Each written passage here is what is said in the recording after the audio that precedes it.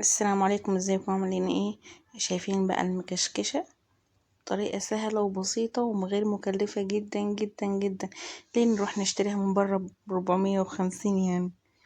ده احنا عملناها بمقادير سهلة واقتصادية جدا على فكرة، مش مكلفة، وكل حاجة يعني موجودة في البيت. مش هنشتري غير حاجات بسيطة جدا، متستاهلش الرقم اللي هي ايه بتتباع بيه. دي كانت بعد ما طلعت من الفرن. تعالوا اقول لكم بقى على الخطوات.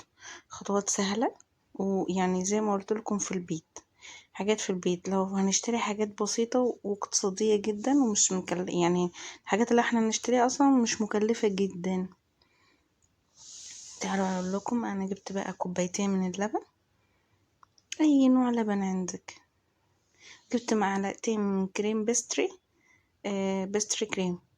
بصوا، انا جبت يعني هو الكيلو بتاعه. انا جبت يمكن حاجة، يعني مثلا في حدود 15 جنيه. هيكفي معاكي، كمية هتكفي معاكي فترة كبيرة. و3 معالق من النشا.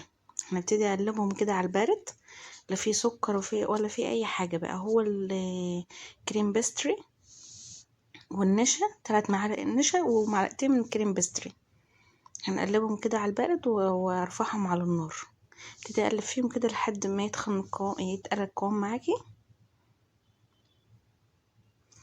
احنا عملنا الكريمة في الاول عشان تهدى، ولا هنحط بيض بقى ولا اي حاجة مش حلوة ومش مكلفة اصلا. يعني بيض ليه؟ البيض اصلا يعني حتى لما بيتحط في الجلاش في اي حاجة بيخلي ريحة الزفارة ظاهرة خالص. احنا مش عاوزين نتعرض للحاجات دي، وهي اصلا بتتعمل. يعني ممكن على فكرة لو مش حابة تجيبي كريم باستري ممكن تبدليه ببودرة الكاسترد. تحطي معلقتين من الكاسترد على 3 معالق من النشا، يعني ده بديل ده. جبت صينية بايركس، اي صينية عندك، صينية ألمونيا بس يعني حلو لما تكون مستطيلة.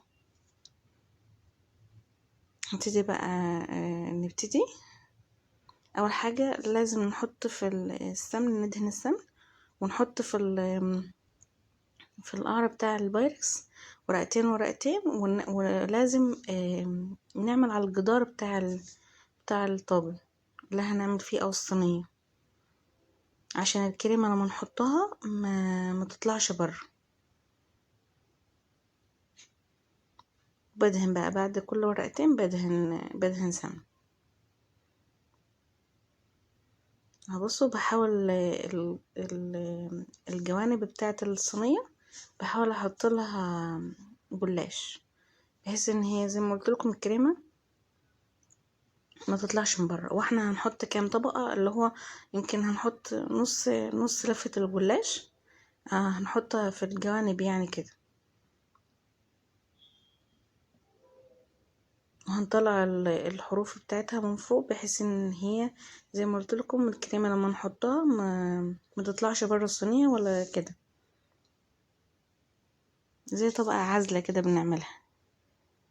اخر طبقة دي اللي انا هحطها، مش هحط فيها سمن، هنزل بيها بالكريمة على طول. بنشيل الزوايد بقى كده.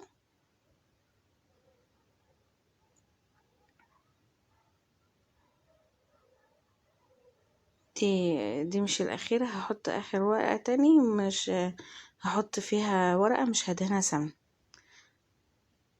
زي ما قلت لكم انا عملت الكريمة في الأول عشان تهدى من السخونية، ما يكونش فيه سخونية جامد. وزي ما قلت لكم انا حطيت نص اللفة في الأول، وهحط النص التاني هكشكشه.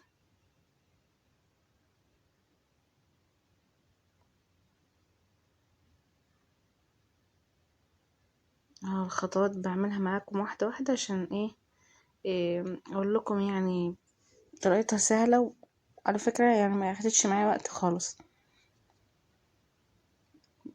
اهو بضغط كده على الحروف بتاعة الصينية عشان يعني تمسك فيها الجلاش. زي ما جبت بعد كده كريمة انا غطيت وشها عشان ما تنشفش وتهدى معايا براحتها كده لحد ما اعمل الجلاش واجهز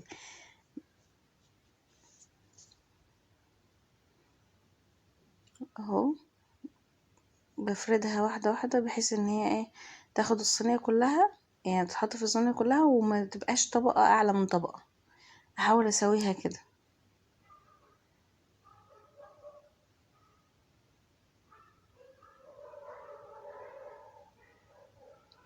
بعد كده ننزل على طول بعد كده نبتدي بقى نكشكش الجلاش.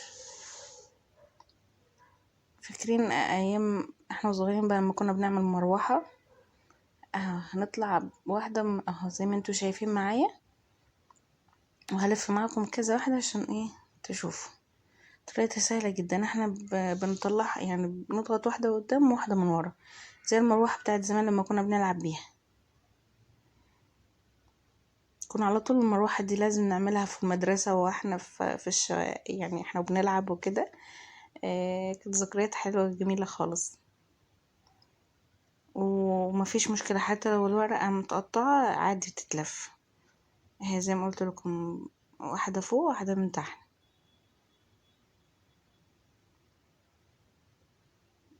طبعا عشان الطاجن عندنا مش كله مش مستوي يعني، ففي جزء في جزء صغير وجزء طويل. اهي واحدة تاني بقى عشان تشوف تعرفوا ازاي. وبعد كده اكمل الباقي.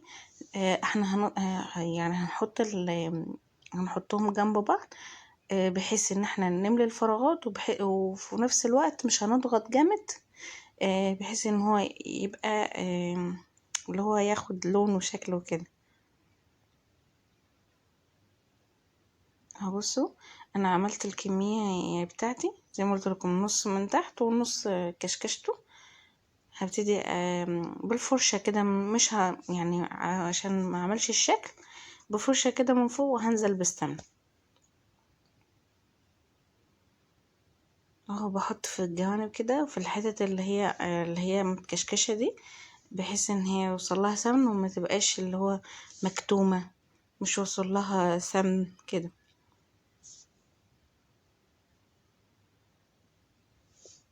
حتى الحروف اللي انا اللي انا حطيتها في الاول في الصينية برضو بحطها. شايفين الحتة اللي هي مش هتوصل لها السمن بدخل في الحروف اللي في النص ودخلها على فرن ساخنة جدا.